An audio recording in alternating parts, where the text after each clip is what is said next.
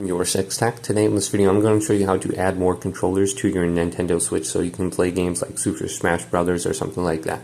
So just on the home screen here, we want to go to controllers. Then, once we get to this screen, we want to go to change grip order. And then under here we can pair additional controllers. So you got 1, 2, 3, and 4.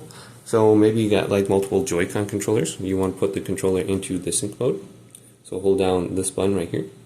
It's going to be in the sync mode. Then press the two buttons in the middle. Press the SR and SL button. And do the same thing on your other controllers. So let's hold down the sync or pairing button. And the light is flashing. Then hold down the SR and SL. Boom. So you see I have two additional controllers connected. You can do this with the PlayStation or the Xbox style controller as well, or any additional Joy-Cons.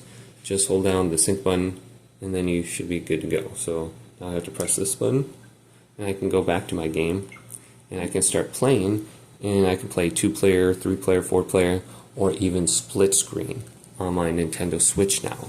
So hopefully this video did indeed help you out. If it did, leave a big thumbs up. And subscribe to my channel down below for more technical videos coming up next on Your Six Tech.